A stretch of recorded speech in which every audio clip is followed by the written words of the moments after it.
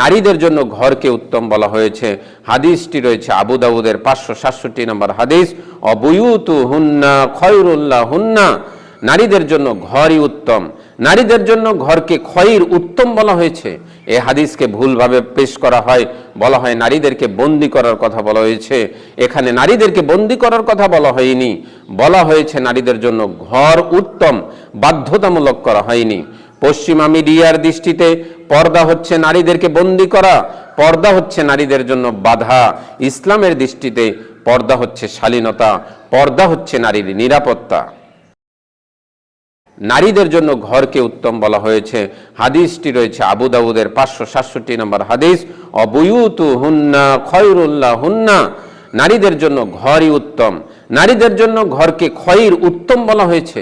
এই হাদিসকে ভুলভাবে পেশ করা হয়, বলা হয় নারীদেরকে বন্দি করার কথা বলা হয়েছে। এখানে নারীদেরকে বন্দি করার কথা বলা হয়নি, বলা হয়েছে নারীদের জন্য ঘর উত্তম, বাধ্যতামূলক করা হয়নি। পশ্চিমা মিডিয়ার দৃষ্টিতে পর্দা হচ্ছে নারীদেরকে বন্দি করা, পর্দা হচ্ছে নারীদের জন্য বাধা।